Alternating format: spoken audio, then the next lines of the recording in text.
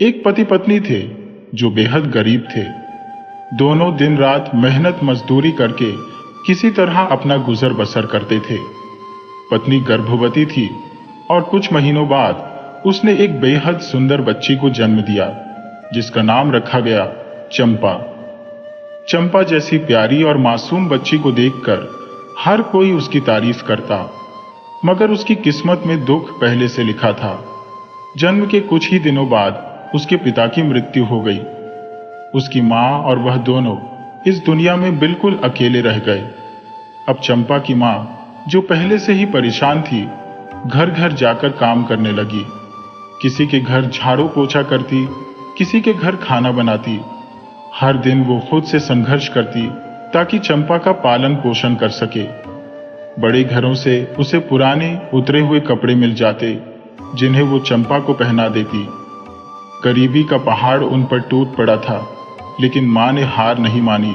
उसने चंपा को सरकारी स्कूल में पढ़ने भेजा, जहां चंपा ने बड़ी मेहनत से पढ़ाई की और किसी तरह 10वीं की परीक्षा अच्छे नंबरों से पास कर ली। लेकिन अब आगे की पढ़ाई की बात आई तो उसकी मां के हाथ पांव फूल गए।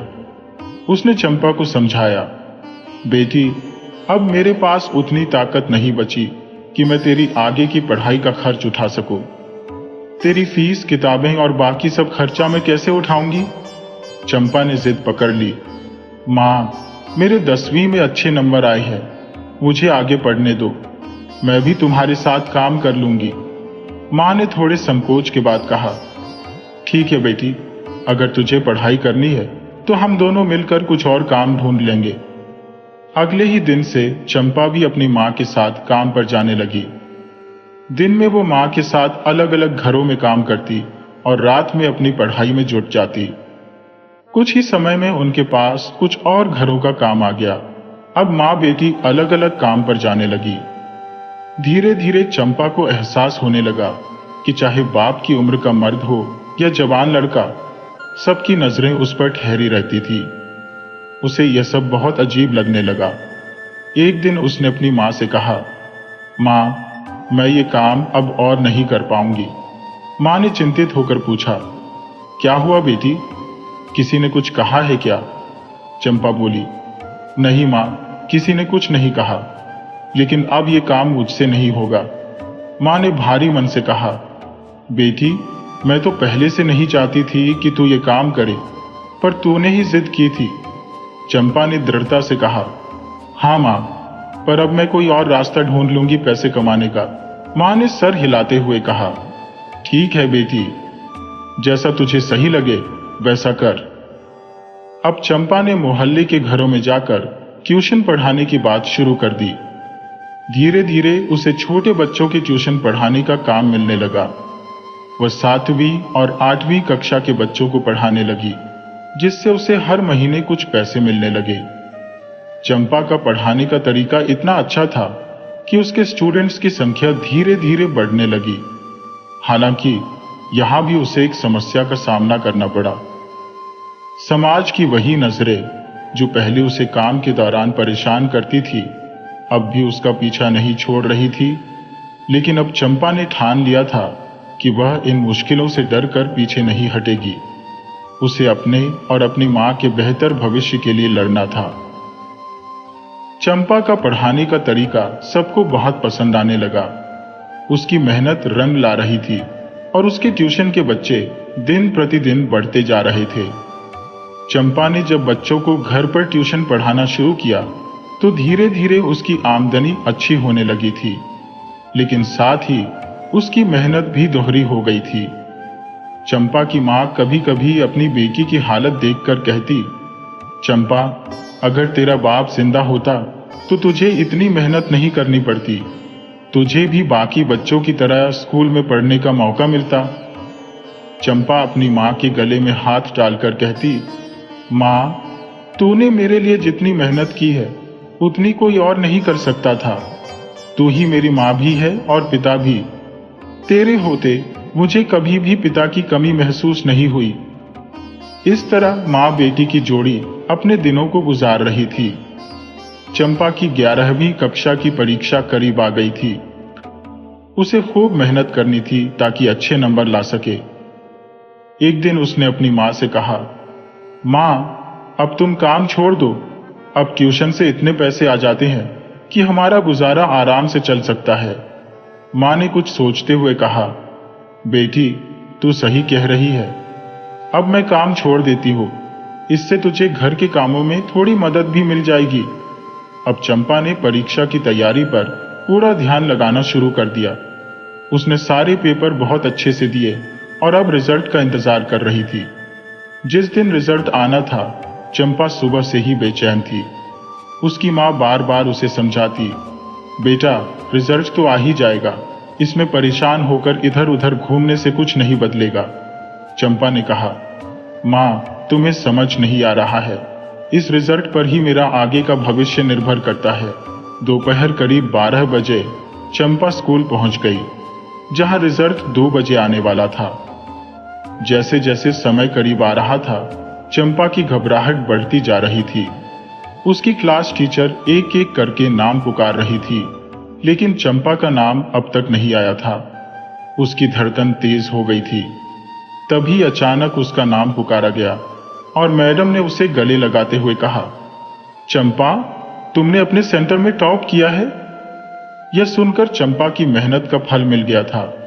चारों ओर से उसे बधाइयां मिलने लगी। बिना किसी ट्यूशन के, केवल अपनी मेहनत से उसने सबसे ज्यादा नंबर हासिल किए थे। खुशी खुशी वह तुरंत घर दौड़ी ताकि यह खुशखबरी अपनी मां को बता सके। घर पहुंचते ही उसने दरवाजे से ही चिल्लाया, मां, मेरे सेंटर में सबसे ज्यादा नंबर मेरे आए हैं। उसकी मां ने उसे गले लगाते हुए कहा, मुझे पहले से ही पता था कि मेरी बेटी बहुत अच्छे नंबरों से पास होगी। मां की आंखों में आंसू थे। वो बोली, आज अगर तेरे पिता होते तो उन्हें तुझ पर कितना गर्व होता। चंपा ने अपनी मां का हाथ पकड़कर कहा, मां, वो जहां भी होंगे वो जरूर खुश हो रहे होंगे। फिर मां ने कहा, चल बेटी, कुछ खा ले। सुबह से तूने कुछ नहीं खाया है। मैंने तेरी पसंद की दाल भात और आलू की भुजिया बनाई है। चंपा बोली, वाह मां, फिर तो मजा आ गया। जल्दी से परोस दो, मुझे बहुत जोर की भूख लगी है। दोनों ने हंसी खुशी खाना खाया। थोड़ी देर बाद ट्यूशन का समय हो गया और बच्चे भी आने लगे। सभी बच्चों ने भी चंपा को बधाई दी। पूरे मोहल्ले में यह खबर फैल गई कि चंपा ने सेंटर में टॉप किया है। इसका फायदा यह हुआ कि अब और भी बच्चे ट्यूशन के लिए आने लगे। चंपा की मेहनत रंग लाई थी और अब उसका भविष्य उज्जवल दिखने लगा था। धीरे धीरे चंपा की मेहनत रंग लाने लगी थी। उसके पढ़ाने के तरीके से खुश होकर कुछ और माता पिता ने अपने बच्चों की परीक्षा की तैयारी करवाने के लिए चंपा से गुजारिश की। चंपा ने भी इस जिम्मेदारी को स्वीकार कर लिया, लेकिन अब उसकी जिम्मेदारियां और भी बढ़ गई थी। एक ओर उसे अपनी पढ़ाई करनी थी और दूसरी ओर इन बच्चों की भी तैयारी करवानी थी। पैसे अच्छे मिल रहे थे, मगर बोझ भी लगातार बढ़ता जा रहा था। चंपा की मां, जो पहले से ही चंपा के लिए हर त्याग कर चुकी थी, अब घर के सारे कामकाज खुद ही संभाल रही थी। चंपा के लिए मां कोई काम नहीं करने देती थी। यहां तक कि अपनी बिगड़ती तबीयत का जिक्र भी उससे छुपाती रहती थी। मां के दिल में एक ही सपना था कि उसकी बेटी पढ़ लिख कर बड़ी अफसर बने और उनकी गरीबी हमेशा के लिए खत्म हो जाए। लेकिन तकदीर का खेल किसी के हाथ में नहीं होता। साल कब गुजर गया पता ही नहीं चला। 12वीं के इम्तिहान करीब आ गए। अब तो चंपा को खाने पीने की भी सुध नहीं रही थी। दिन रात वह अपनी किताबों में डूबी रहती। बस एक ही जुनून था, इम्तिहान में अच्छे से अच्छे नंबर लाने का। इस चक्कर में उसे अपनी मां की ओर ध्यान देने का भी वक्त नहीं मिला। मां अब पहले से भी ज्यादा कमजोर और थकी हुई नजर आने लगी थी। लेकिन चंपा को तो बस अपने पेपर की ही चिंता थी। पेपर खत्म हुए और चंपा को लगा कि उसने बहुत अच्छा प्रदर्शन किया है। सारे सवाल उसे आसान लगे थे और उसने पूरी मेहनत से जवाब लिखे थे। पेपर खत्म होते ही उसकी नजर एक दिन मां की तरफ गई। उसने देखा मां बहुत कमजोर लग रही थी। चंपा ने पूछा, माँ, तुम्हारी तबीयत तो ठीक है ना? तुम बहुत थकी थकी लग रही हो। माँ ने अपनी कमजोर आवाज में जवाब दिया, नहीं बिटिया, मुझे कुछ नहीं हुआ, मैं तो बिल्कुल ठीक हूं। लेकिन चंपा को माँ की बातों पर यकीन नहीं हुआ। उसे लगने लगा था कि माँ कुछ छिपा रही है। उसने फिर से पूछा, माँ, सच सच बताओ, तुम्हारी तबीयत तो ठीक है ना? मैंने पेपर की वजह से तुम पर ध्यान नहीं दिया। माँ ने फिर वही जवाब दिया, नहीं बिटिया, ऐसा कुछ भी नहीं है, मैं ठीक हूं। लेकिन कुछ दिनों बाद अचानक माँ के पेट में भयंकर दर्द उठने लगा। उस दर्द से माँ बुरी तरह तड़प उठी। चंपा ने घबराते हुए कहा, माँ, ये कब से हो रहा है? तुमने मुझे पहले क्यों नहीं बताया? माँ ने अपनी तकलीफ को छुपाते हुए कहा, अरे ऐसा कुछ नहीं है, कभी कभी थोड़ा बहुत दर्द हो जाता है, आज ही कुछ ज्यादा हुआ है। चंपा ने माँ की बातों को अनदेखा करते हुए कहा, माँ, अब चिंता मत करो, मैं तुम्हें दवाई दिला लाती हूँ, सब ठीक हो जाएगा। वह पड़ोस के डॉक्टर से दवा ले आई और कुछ दिनों तक सचमुच माँ की तबीयत ठीक लगी। इस बीच चंपा ने भी 12वीं के बाद क्या करना है, इसकी योजना बनानी शुरू कर दी थी। रिजल्ट अभी आया नहीं था, लेकिन उसने कई जगहों पर फॉर्म भरने शुरू कर दिए थे। ट्यूशन भी जारी था और अब माँ का दर्द लगातार बढ़ता जा रहा था। माँ की तबीयत दिन ब दिन बिगड़ती जा रही थी और नीम हकीम की दवाइयाँ कोई फायदा नहीं कर रही थी। आखिरकार जब एक दिन चंपा ने माँ को दर्द से कराहते हुए देखा, तो उसने सारे काम छोड़कर माँ के इलाज की ठानी। उसकी माँ के बिना इस दुनिया में उसका कौन था? चंपा ने सोचा, अब किसी अच्छे डॉक्टर से माँ का इलाज करवाना ही सही रहेगा। माँ ने बहुत मना किया, लेकिन चंपा उसे एक अच्छे फिजिशियन के पास लेकर गई। डॉक्टर ने माँ की हालत देखकर कहा, इस दर्द के लक्षण देखकर तो मुझे लगता है कि अल्ट्रासाउंड कराना जरूरी है, तभी सही कारण का पता चल पाएगा। अल्ट्रासाउंड का खर्च कोई 2000 रुपए होगा और मेरी फीस 1000 रुपए है। चंपा ने तुरंत कहा, ठीक है डॉक्टर साहब, मैं कल माँ को लेकर आऊंगी। माँ के चेहरे पर पैसे की चिंता साफ झलक रही थी, लेकिन इस बार चंपा ने ठान लिया था कि वह अपनी माँ की जान बचाने के लिए कुछ भी करेगी। चंपा, ये बड़े डॉक्टर तो जैसे लूटने के लिए ही बैठे हैं, हम कहीं और इलाज करा लेंगे, माँ ने कहा। लेकिन चंपा ने माँ की बात को नजरअंदाज करते हुए दृढ़ता से कहा, माँ, तुम्हारी सेहत से बढ़कर मेरे लिए कुछ नहीं है, अब जो डॉक्टर साहब कहेंगे वही करेंगे। चंपा समझदार थी, उसने माँ की बीमारी की गंभीरता को महसूस कर लिया था। वो जानती थी कि माँ कितना भी मना कर ले, लेकिन अल्ट्रासाउंड कराना जरूरी था। उसे चिंता थी कि कहीं माँ को कोई गंभीर बीमारी ना हो। डॉक्टर की चिंता भरी आंखों ने उसकी बेचैनी और बढ़ा दी थी। रात भर भगवान से प्रार्थना करते हुए वह बस यही चाह रही थी कि सब कुछ ठीक हो जाए। दूसरी ओर उसकी माँ पैसों की चिंता में डूबी हुई थी। उसकी मेहनत से कमाई गई रकम डॉक्टर की फीस और टेस्ट पर खर्च हो जाएगी। यही सोच सोचकर माँ की रात आंखों में ही कट गई। सुबह जब दोनों की आंखें सूजी हुई थी, चंपा ने कहा, माँ, तुमने रात भर ठीक से सोया नहीं है ना? माँ ने थकी हुई आवाज में कहा, बिटिया, मुझे पैसों की फिक्र हो रही थी। इतनी मेहनत से जो पैसे जमा होते हैं वो डॉक्टर साहब एक पल में ही ले लेंगे। चंपा ने माँ को सांत्वना देते हुए कहा, माँ, पैसों की चिंता छोड़ो, हमें पहले ये तो पता चले कि तुम्हारे पेट में दर्द क्यों हो रहा है, तभी सही इलाज हो सकेगा। दोनों तैयार होकर डॉक्टर के क्लिनिक पहुंची। डॉक्टर ने अल्ट्रासाउंड की तैयारी शुरू कर दी थी। चंपा घबराई हुई माँ को दिलासा देती रही, माँ, सब कुछ ठीक होगा, बस कुछ ही देर की बात है। डॉक्टर माँ को अंदर ले गए और चंपा रिसेप्शन पर बैठकर इंतजार करने लगी। उसके मन में तरह तरह के ख्याल आ रहे थे, न जाने कौन सी बीमारी है माँ को। अचानक एक नर्स आई और बोली, मैडम, डॉक्टर साहब ने आपको बुलाया है। घबराई हुई चंपा नर्स के साथ डॉक्टर के केबिन में चली गई। डॉक्टर ने उसे बैठने का इशारा किया। चंपा का दिल जोर जोर से धड़क रहा था। उसने डरते हुए पूछा, डॉक्टर साहब, आपको मां के पेट में दर्द की वजह तो पता चल गई होगी? डॉक्टर ने गंभीरता से कहा, बेटी घबराओ मत, ध्यान से सुनो। तुम्हारी मां के पेट में दर्द उनकी उम्र के कारण हो रहा है। हम इसे ऑपरेशन के जरिए ठीक कर सकते हैं, लेकिन पहले हमें इसका एक सैंपल लेकर जांच के लिए भेजना होगा। उससे ही पता चलेगा कि किस प्रकार का ट्यूमर है। चंपा ने थोड़ी हिचकिचाहट के साथ कहा, जैसा आप ठीक समझे डॉक्टर साहब। डॉक्टर ने कहा, 2 दिन बाद अपनी मां को जांच के लिए ले आना, तब तक इन्हें दवाइयां समय पर देती रहना। जैसे ही चंपा बाहर जाने लगी, उसे याद आया कि इस सब का खर्च कितना होगा। उसने हिम्मत करके डॉक्टर से पूछा, डॉक्टर साहब, इसका खर्च कितना आएगा? डॉक्टर ने जवाब दिया, अभी तो 20,000 रुपए लगेंगे। चंपा ने बुझे मन से सिर हिलाया और बाहर निकल आई। बाहर मां बैठी उसका इंतजार कर रही थी।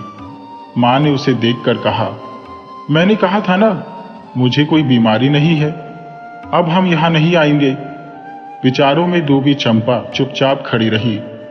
मां ने उसका चेहरा देखा और पूछा, बेटी, डॉक्टर ने कुछ कहा क्या?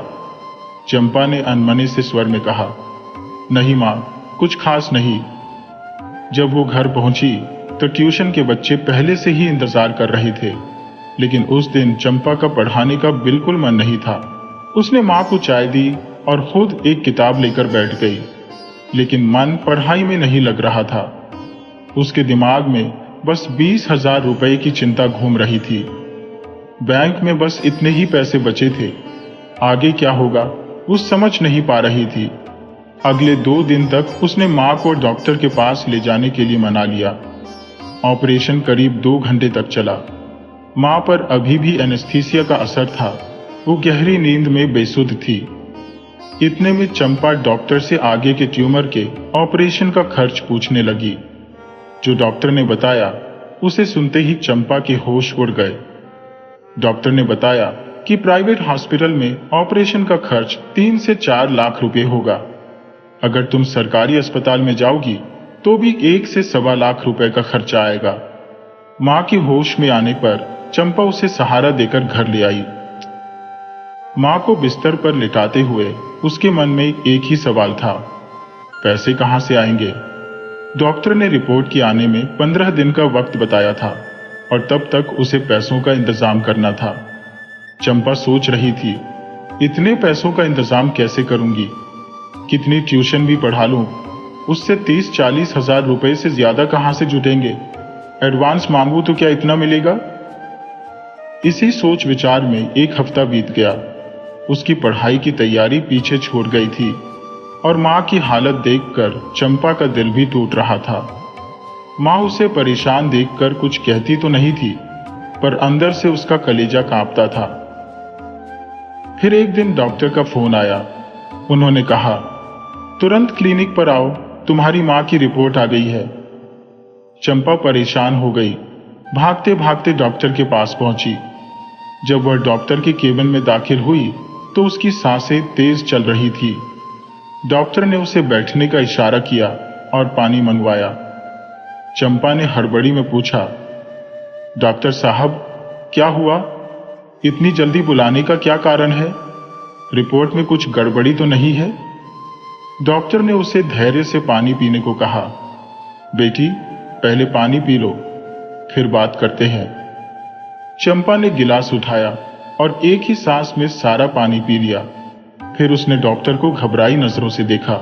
डॉक्टर ने कहना शुरू किया, बेटी, ऊपर वाला अगर मुसीबत देता है तो उसे सहने की ताकत भी देता है।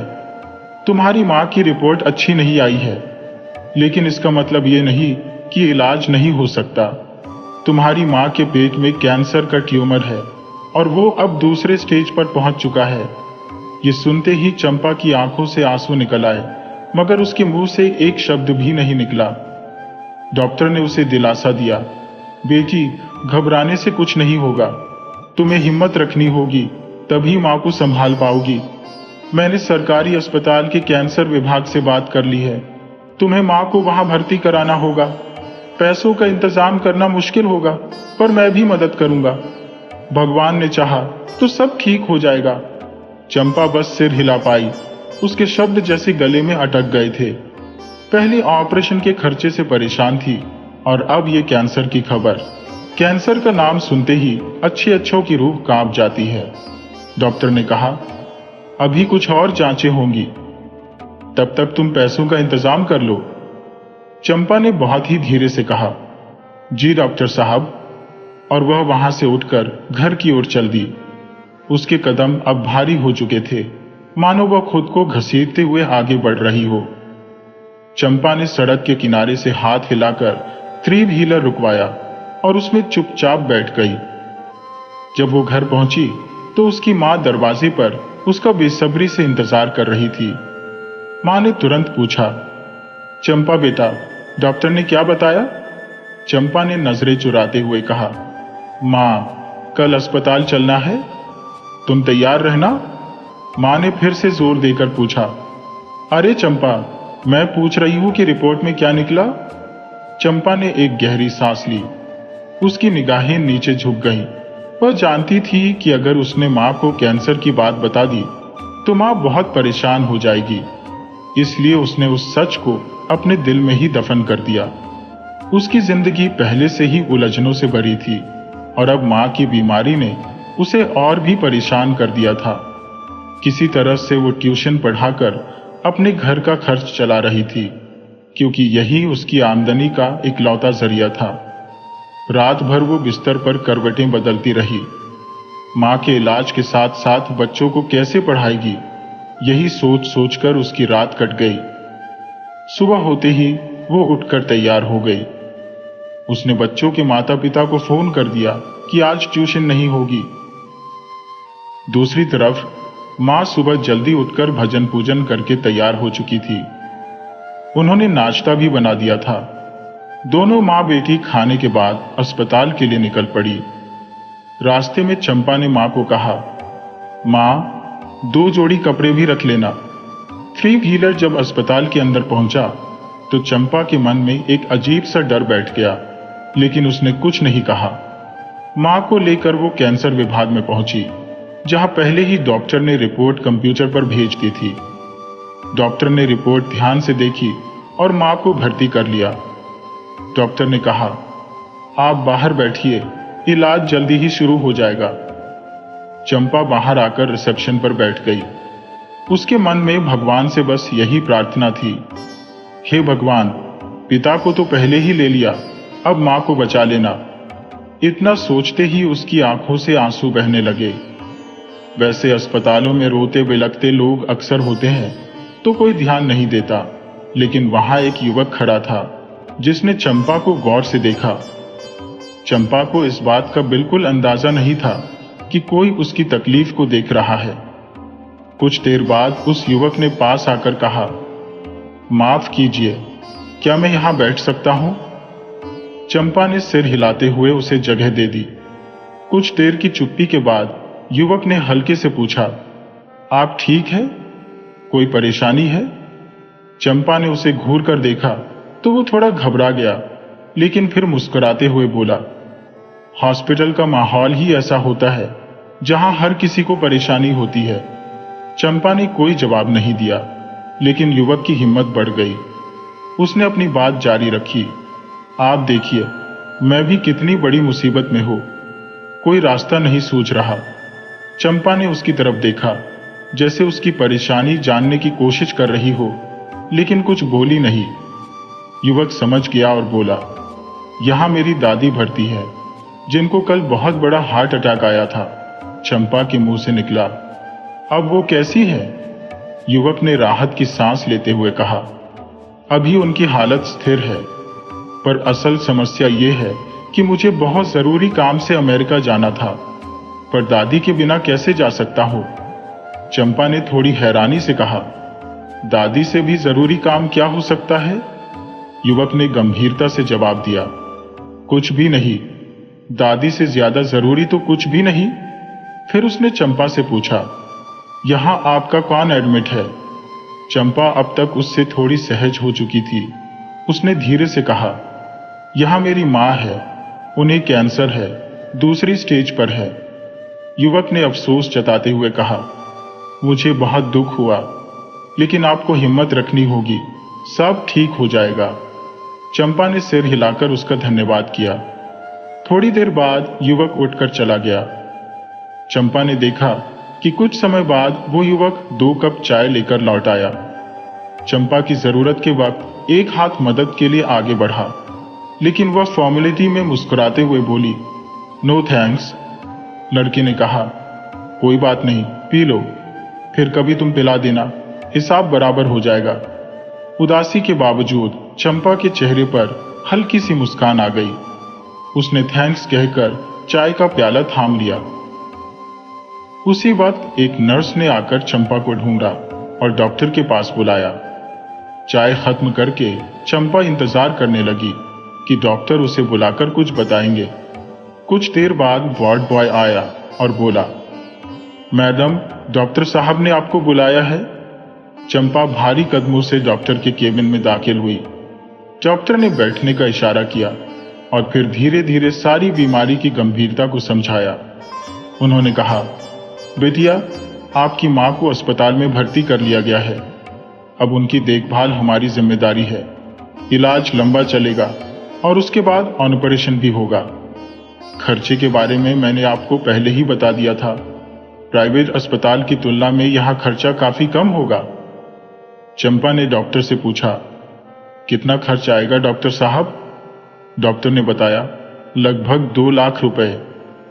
चंपा ने धीरे से कहा, डॉक्टर साहब, क्या मैं मां से एक बार मिल सकती हूँ? डॉक्टर ने हामी भरते हुए कहा, हाँ बिल्कुल, जाओ मिल लो।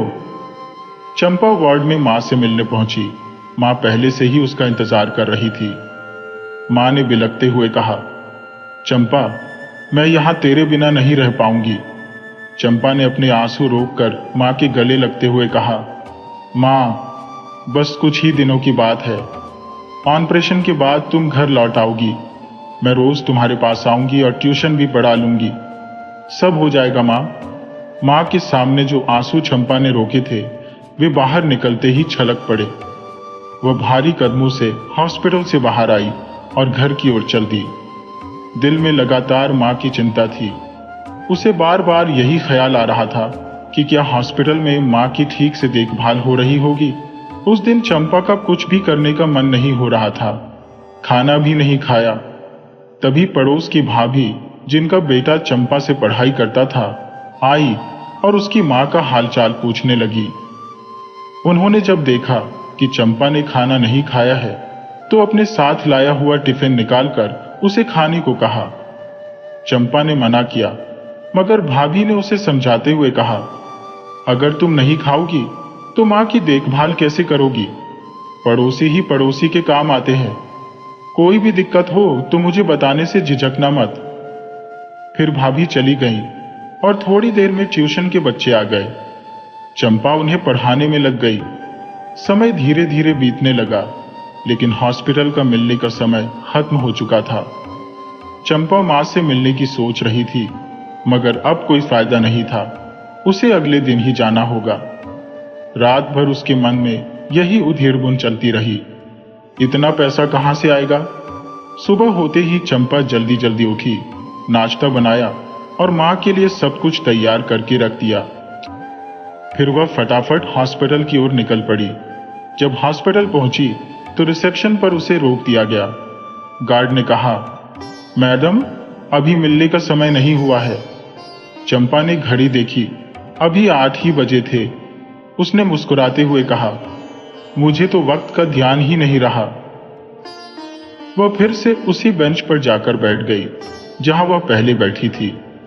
उसके मन में सवाल उठने लगे, 1 घंटा कैसे कटेगा? अभी बस 15 मिनट ही बीते थे। तभी कल वाला लड़का सामने से आता दिखाई दिया। उसने चंपा से कहा, मेरा नाम श्रीकांत है और मैं यूएसए में एक मल्टीनेशनल कंपनी में काम करता हूँ। आपका नाम क्या है? चंपा को उससे बात करके अच्छा लगा और समय भी अच्छे से कट गया। उसने कहा, मेरा नाम चंपा है।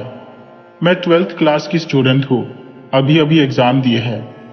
श्रीकांत ने पूछा, आपके घर में कौन कौन है? चंपा ने कहा, मैं और मेरी माँ। पिताजी मेरे जन्म के कुछ दिन बाद ही एक एक्सीडेंट में चल बसे थे। श्रीकांत ने कहा, यह तो बहुत बड़ी त्रासदी हुई। आप अकेले होकर भी इतनी मुश्किलों का सामना कर रही है, ये सच में सराहनीय है।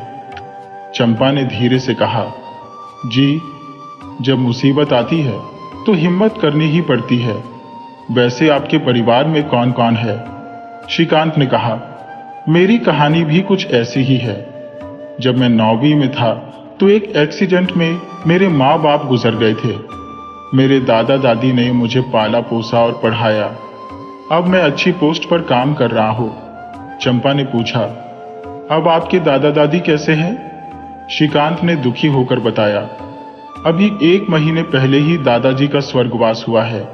उसी सिलसिले में इंडिया आया हूँ। अब दादी अकेली रह गई है। वे चाहती हैं कि मैं जल्दी शादी कर लूँ ताकि दुल्हन का चेहरा देख सके, मगर मैं अभी शादी के लिए तैयार नहीं हूँ। मैंने एक आया को हायर कर लिया है जो दादी की देखभाल कर रही है। श्रीकांत की बात सुनते हुए चंपा को भी अपनी माँ की चिंता और गहरी लगने लगी। चंपा ने कहा, शायद तुम्हारे बाहर जाने से ही दादी को अकेलापन महसूस हुआ और इसीलिए उन्हें हार्ट अटैक आया। बातें करते करते मिलने का वक्त हो गया और दोनों अपने अपने मरीज से मिलने चले गए। जब चंपा माँ के पास पहुंची तो माँ ने उसे गले लगा लिया। चंपा ने हल्के स्वर में पूछा, माँ, कोई दिक्कत तो नहीं हुई? माँ मुस्कुराते हुए बोली, नहीं बेटा, यहाँ सब ठीक है। नर्स समय पर दवाई और खाना पीना देती है, बहुत ध्यान रखती है। डॉक्टर भी समय समय पर चक्कर लगाते रहते हैं। माँ की बातों से चंपा को थोड़ी राहत मिली। उसने अपने साथ लाया हुआ नाश्ता निकाला, लेकिन नर्स ने मना कर दिया। यह पेशेंट को उनकी बीमारी के हिसाब से खाना दिया जाता है, घर का खाना अलाउड नहीं है। चंपा ने नाश्ता वापस रख दिया और माँ से बातें करने लगी। माँ ने उसे बताया, यहाँ बगल वाले बेड पर नीना नाम की महिला है। कल उससे काफी बात हुई। उसका स्वभाव बहुत अच्छा है, लेकिन सामने वाली महिला तो बड़ी नक्छरी है। चंपा हंस पड़ी और बोली, माँ, यहाँ भी मोहल्ले वाली बातें शुरू कर दी? माँ हंसते हुए बोली, क्या करूं बेटा, बातें करते करते समय कट जाता है, नहीं तो तेरी और घर की चिंता लगी रहती है। चंपा ने माँ को तसल्ली देते हुए कहा, माँ, मेरी चिंता मत करो। कल पड़ोस वाली भाभी मेरे लिए खाना लेकर आई थी। कहकर गई है कि अकेला मत समझियो खुद को, आधी रात को भी जरूरत हो तो बुलाना, हम आ जाएंगे। माँ ने सुकून से कहा, अरे वो भाभी बहुत भली है। इतने में गार्ड आ गया और कहने लगा, मिलने का वक्त खत्म हो गया है, अब आपको जाना होगा। चंपा ने उठते हुए माँ से कहा, माँ, कल फिर इसी वक्त आऊंगी। बाहर आते ही उसने देखा कि श्रीकांत उसका इंतजार कर रहा था। उसने चंपा को देखते ही पूछा, चंपा, अब माँ कैसी है? चंपा ने मुस्कुराते हुए कहा, आज माँ काफी रिलैक्स है। और आपकी दादी कैसी है? श्रीकांत ने जवाब दिया, दादी अब डॉक्टरों की निगरानी में है, पहले से काफी ठीक है। फिर श्रीकांत ने कहा, चलो कहीं चलकर कॉफी पीते हैं, भूख भी लग रही है। सुबह बिना कुछ खाए निकला था। चंपा ने कहा, मुझे दोपहर 2 बजे तक घर पहुंचना जरूरी है। श्रीकांत ने हैरान होकर पूछा, ऐसा क्या काम है जो 2 बजे तक घर पहुंचना जरूरी है? चंपा ने समझाते हुए कहा, मेरे पास ट्यूशन के बच्चे पढ़ने आते हैं, उसी से मेरी रोजी रोटी चलती है। श्रीकांत ने उत्सुकता से पूछा, अच्छा, कितनी कमाई हो जाती है ट्यूशन से? चंपा ने गहरी सांस लेते हुए कहा, मेरी पढ़ाई और खाने पीने का खर्चा निकल आता है, लेकिन माँ की बीमारी का खर्चा बहुत ज्यादा है। श्रीकांत ने गंभीर होकर पूछा, कितना खर्च आएगा? चंपा ने चिंता भरे स्वर में कहा, करीब 2 लाख रुपए। कुछ पैसों का इंतजाम मैंने बच्चों के पेरेंट्स से एडवांस लेकर कर लिया, लेकिन आगे का सोचना है। बातें करते करते दोनों एक कॉफी हाउस में पहुंचे। कार पार्क करके पहले से बुक की गई टेबल पर जाकर बैठ गए। श्रीकांत ने कुर्सी सरकाई और बैठते हुए पूछा, चंपा, तुम क्या लोगी? चंपा ने हंसते हुए कहा, पहले ये आप कहना बंद कीजिए, मैं आपसे बहुत छोटी हूं। श्रीकांत ने मुस्कुराते हुए कहा, अच्छा बाबा, अब से तुम ही कहूंगा। फिर श्रीकांत ने वेटर को बुलाया और 2 कॉफी और 2 डोसे का ऑर्डर दे दिया। बातों का सिलसिला फिर से शुरू हो गया। चंपा ने पूछा, दादी से आपकी बात हुई? श्रीकांत ने कहा, हाँ, लेकिन बहुत कम समय के लिए। डॉक्टर ने ज्यादा बात करने से मना किया है। चंपा सोचते हुए बोली, जब मैंने अपनी माँ को अस्पताल में एडमिट कराया था तब भी मेरा मन घर में बिल्कुल नहीं लगता था। अब भी नहीं लग रहा, पर आज माँ से मिलकर मन को तसल्ली मिली है। श्रीकांत ने उसकी तरफ देखते हुए कहा, सच कह रही हो चंपा, तुम खुश हो तो हम भी खुश रहते हैं। इतने में ही वेटर ने खाना लाकर टेबल पर रख दिया और दोनों चुप हो गए। खाना खत्म होते ही दोनों ने कॉफी ऑर्डर की। अब वक्त हो चुका था कि चंपा घर लौटे। उसने कहा, श्रीकांत जी, अब मुझे चलना चाहिए। डिनर और कॉफी के लिए धन्यवाद।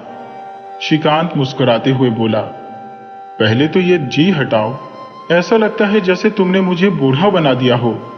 फिर हंसते हुए बोला, थैंक यू का भी कोई चक्कर नहीं, हम रोज ही मिलने वाले हैं। जब मौका मिले तुम किसी दिन मुझे खिला देना। चंपा मुस्कुरा दी। श्रीकांत ने कहा, चलो मैं तुम्हें छोड़ देता हूं। चंपा ने तुरंत मना कर दिया, नहीं श्रीकांत जी, मैं रिक्शे से चली जाऊंगी। आप छोड़ने आओगे तो मोहल्ले में बातें बनेंगी और मां भी घर पर नहीं है। श्रीकांत ने थोड़ी देर सोचा और फिर कहा, ठीक है, जैसा तुम ठीक समझो। चंपा ने रिक्शा लिया और घर चली गई। उसे अब श्रीकांत का साथ अच्छा लगने लगा था। घर पहुंचते ही कुछ देर बाद ट्यूशन के बच्चे आ गए और वह अपने काम में व्यस्त हो गई। रात को खाना खाकर जब बिस्तर पर लेटी तो श्रीकांत की बातें याद आने लगी और मुस्कुराहट उसके चेहरे पर तैर गई। दूसरी ओर श्रीकांत भी घर पहुंचा, लेकिन उसके मन में कुछ उधेड़बुन चल रही थी। कोई योजना तेजी से उसके दिमाग में घूम रही थी। पूरी रात उसकी करवटें बदलने में बीत गई। सुबह जल्दी उठकर उसने नहाया धोया और जल्दी से तैयार होकर अस्पताल पहुंच गया। वह बेचैनी से चंपा का इंतजार करने लगा। इस बार चंपा ने आराम से उठकर नाश्ता बनाया और गुनगुनाते हुए घर के सारे काम निपटा दिए। उसे मन में शांति महसूस हो रही थी। अब उसे कोई ऐसा मिल गया था जिससे वह अपना सुख दुख बांट सकती थी। जब चंपा अस्पताल पहुंची तब 9 बज चुके थे। मिलने का समय शुरू हो चुका था तो वह सीधी मां के पास चली गई। उधर श्रीकांत भी दादी से मिलने वार्ड में पहुंचा। आज दादी की तबीयत ठीक थी और वो बात करने के मूड में थी। श्रीकांत को देखते ही बोली, बेटा तू शादी कर ले। मैं तेरी दुल्हन का चेहरा देखकर ही मरना चाहती हूँ। अब जिंदगी का भरोसा नहीं, कब भगवान का बुलावा आ जाए। डॉक्टरों ने भी यही कहा था कि अगर उन्हें फिर से दिल का दौरा पड़ा तो बचना मुश्किल होगा। श्रीकांत ने दादी से वादा किया, जब हम घर वापस चलेंगे तब मैं आपको आपकी होने वाली बहू से मिलवाऊंगा। दादी यह सुनकर खुश हो गई और हंसते हुए बोली, श्रीकांत तू तो बस मजाक करने से बाज नहीं आता, अब बस मेरी शादी देखकर ही मरेगी। उधर चंपा जब अपनी मां के रूम में पहुंची तो मां की आंखें बंद थी। उसने नर्स से फुसफुसाते हुए पूछा, मेरी मां की तबीयत ठीक है, वो सो रही हैं क्या? नर्स ने बताया, नहीं, कल रात उन्हें बहुत दर्द हुआ था। आज उनकी तबीयत ठीक नहीं है, दवाई दी है, इसलिए आराम कर रही है। चंपा की आवाज सुनते ही मां ने अपनी आंखें खोल दी और चंपा को देखते ही वह उसकी ओर खींच गई। चंपा ने भी उन्हें कसकर गले लगा लिया। तभी नर्स ने हल्की आवाज में कहा, मरीज से थोड़ा दूर रहिए। चंपा पास पड़ी कुर्सी पर बैठ गई और मां से पूछने लगी, मां अब कैसी तबीयत है? मां ने धीरे से सिर हिला दिया, जैसे बोलने में उन्हें तकलीफ हो रही हो। चंपा आज जितनी शांत दिख रही थी उतनी ही अंदर से परेशान थी। वह माँ का सिर सहलाती रही, लेकिन माँ चुपचाप आंखें बंद किए लेटी रही।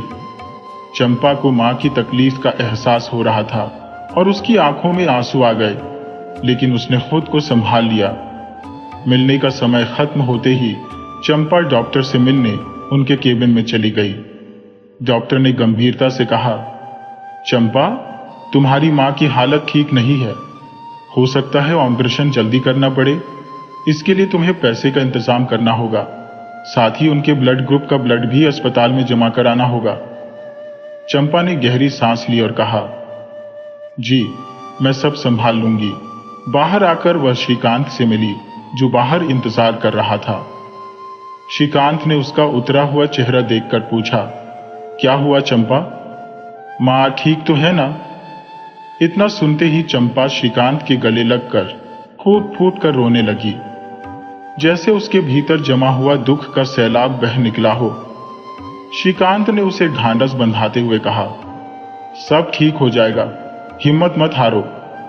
तुम तो बहुत मजबूत हो चंपा। चंपा ने अपने आंसू पोंछे और हल्की सी मुस्कान के साथ बोली, चलो कॉफी पीते हैं। और हाँ, आज का बिल तुम दोगे। सुबकते हुए भी उसके चेहरे पर मुस्कान लौट आई। दोनों पास के रेस्टोरेंट में चले गए। कॉफी का ऑर्डर देने के बाद श्रीकांत ने गंभीरता से पूछा, डॉक्टर ने क्या कहा? चंपा ने गहरी सांस लेकर कहा, उन्होंने कहा कि माँ का ऑपरेशन जल्दी करना पड़ सकता है। उनकी हालत ठीक नहीं है और पैसों के साथ साथ ब्लड भी जमा कराना होगा। उनका ब्लड ग्रुप बहुत दुर्लभ है, इसलिए जल्द से जल्द ब्लड का इंतजाम करना होगा। श्रीकांत ने आश्वासन देते हुए कहा, तुम चिंता मत करो, हम सब मिलकर इसका हल निकालेंगे। श्रीकांत ने कहा, चंपा, तुम ब्लड का इंतजाम कैसे करोगी? ब्लड तो कभी कभी रिश्तेदारों से मिल जाता है। क्या तुम्हारे कोई रिश्तेदार है जो मदद कर सकें? चंपा ने सिर हिलाते हुए उदास स्वर में कहा, पापा के गुजरने के बाद कोई भी नहीं आया हमारे पास। माँ अकेली ही संभालती रही सब कुछ। श्रीकांत कुछ सोचते हुए बोला, मेरे दिमाग में एक विचार है। अगर चाहो तो हम दोनों एक दूसरे की परेशानी का हल निकाल सकते हैं। चंपा ने चौंकते हुए पूछा, कैसे? हमारी दोनों की समस्या कैसे हल हो सकती है?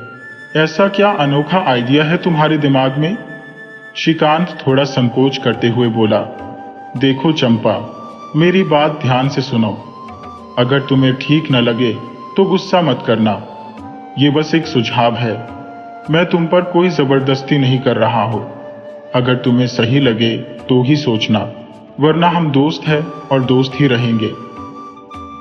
चंपा ने उत्सुकता से कहा, ठीक है, पहले अपना आइडिया बताओ। श्रीकांत ने एक गहरी सांस ली और कहा, तुम्हारी माँ का ऑपरेशन होना है, इसके लिए तुम्हें पैसों की जरूरत है। ब्लड भी ब्लड बैंक से खरीदा जा सकता है। दूसरी तरफ मेरी दादी अपने पोते की शादी देखना चाहती है। डॉक्टर ने बताया है कि अगर उन्हें फिर से हार्ट अटैक हुआ तो वो शायद न बचे। चंपा ने बीच में टोकते हुए कहा, तुम ऐसा क्यों कह रहे हो? कोई नहीं जानता कि भगवान का बुलावा कब आएगा। जब तक वो जिंदा है तब तक हमें उनकी देखभाल करनी चाहिए। श्रीकांत ने गंभीरता से कहा, मैं भी यही कह रहा हूं, लेकिन मेरे पास एक योजना है। अगर हम दोनों आपस में कॉन्ट्रैक्ट मैरिज कर लें तो तुम्हारी माँ के इलाज के लिए जितनी रकम चाहिए वो मैं दे दूंगा। बदले में तुम्हें तब तक मेरी दादी के साथ रहना होगा जब तक वो जिंदा है। चंपा चौंक गई और उसने कहा, कॉन्ट्रैक्ट मैरिज? इसका मतलब क्या है?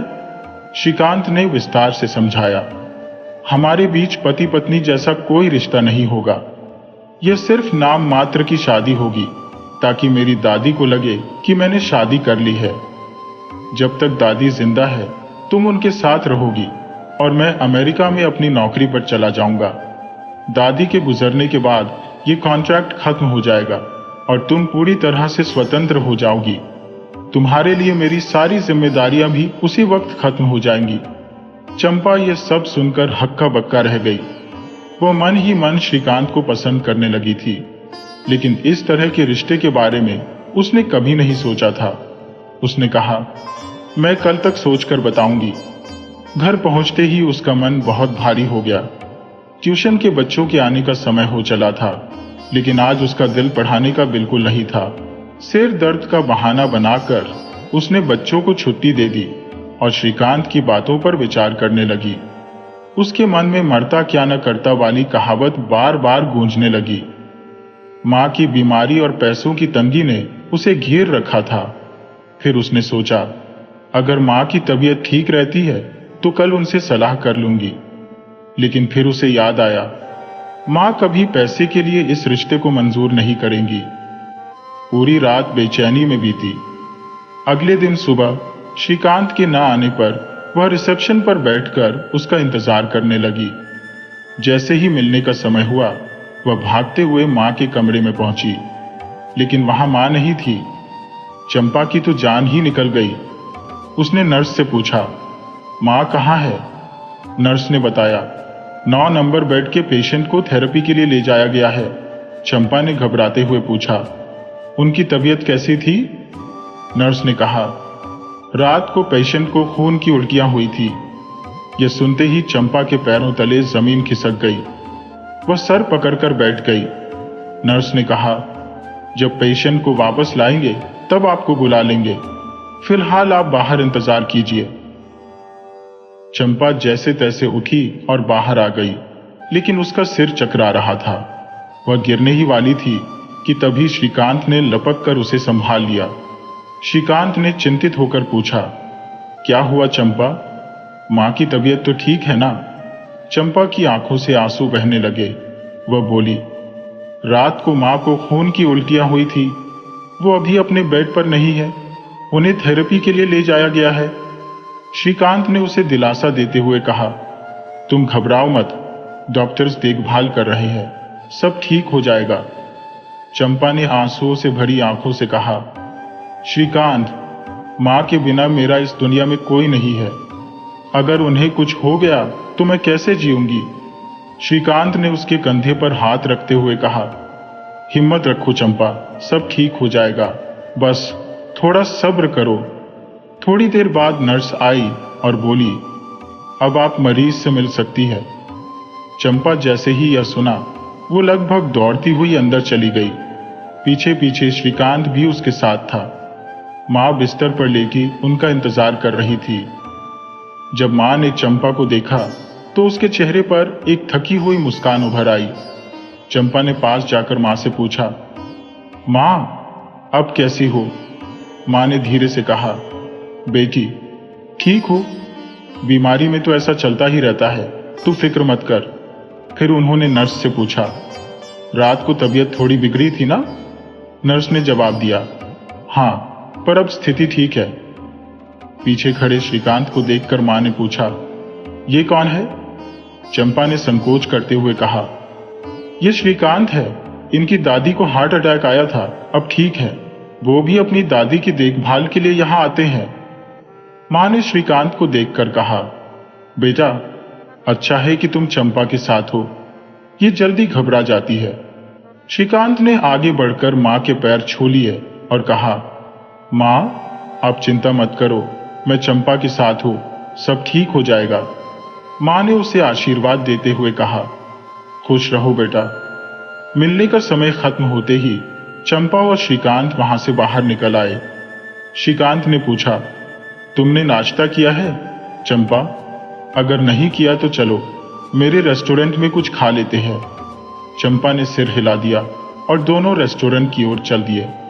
वहां जाकर श्रीकांत ने ऑर्डर दिया और चंपा से पूछा, क्या सोचा तुमने? चंपा थोड़ी चौंकी, किस बारे में? श्रीकांत ने गंभीरता से कहा, कॉन्ट्रैक्ट मैरिज के बारे में। चंपा ने थोड़ी झिझक के साथ जवाब दिया, देखो, इसमें सोचने जैसा कुछ नहीं है। मेरी मां की तबीयत को देखते हुए मैं कुछ भी करने के लिए तैयार हूं। इस वक्त मुझे पैसों की सख्त जरूरत है और वो भी जल्द से जल्द। लेकिन तुमने अभी तक यह नहीं बताया कि तुम मुझे कितनी बड़ी रकम दोगे। श्रीकांत ने संयमित स्वर में कहा, जो भी इलाज का खर्च होगा मैं वह सब उठाऊंगा। तुम्हारे रहने का, माँ के इलाज का और हमारी शादी का कॉन्ट्रैक्ट, ये सब लिखित में रजिस्ट्रार के ऑफिस में रजिस्टर्ड होगा। तुम बस बताओ, तुम्हें कितने लाख रुपए एक साथ चाहिए?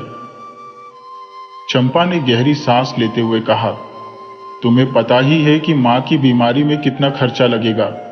श्रीकांत ने शांत स्वर में कहा, मैं तुम्हारे खाते में 5 लाख रुपए डाल दूंगा। चंपा यह सुनकर चौंक गई और जोर से बोली, 5 लाख?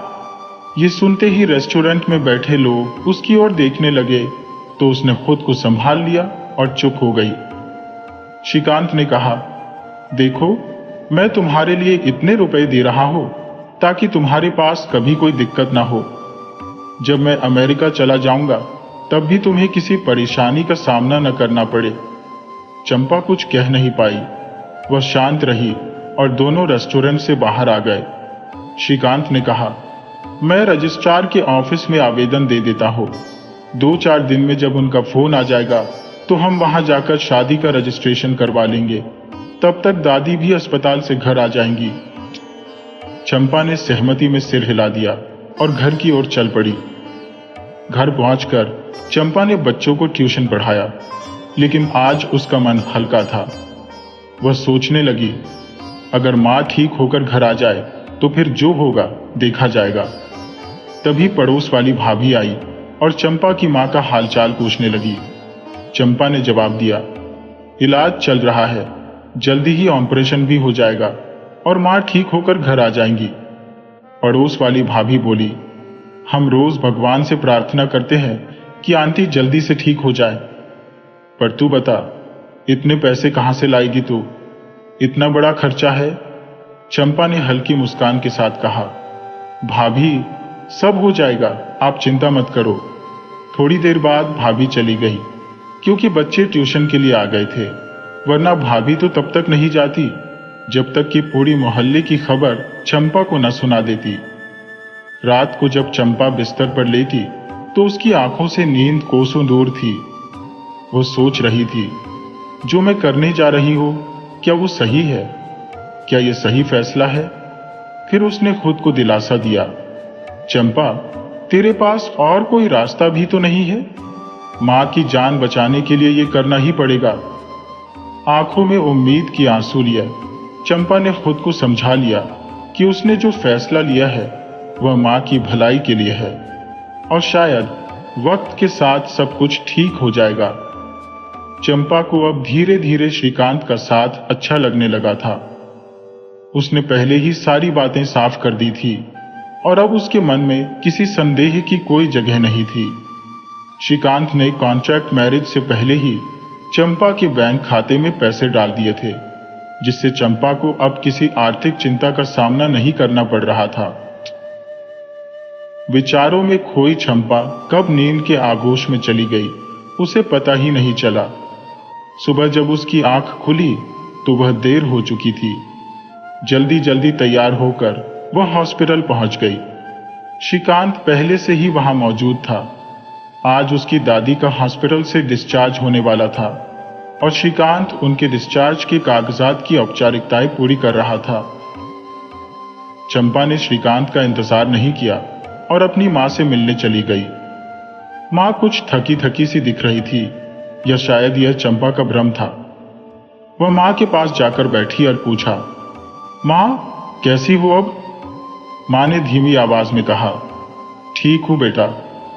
चंपा ने धीरे से मां का सिर सहलाया। मां ने अचानक पूछा, वो लड़का जो अक्सर आता है, उसका क्या नाम है? चंपा ने हल्की मुस्कान के साथ कहा, श्रीकांत। मां ने फिर पूछा, वो आज नहीं आया क्या? चंपा ने जवाब दिया, आया होगा मां, आज उसकी दादी की छुट्टी हो रही है तो शायद उसी में व्यस्त होगा। मां ने धीरे से कहा, अच्छा, जितनी जल्दी हॉस्पिटल से छुट्टी मिल जाए उतना अच्छा। ये हॉस्पिटल का माहौल तो जैसे जिंदगी और मौत के बीच का खेल लगता है।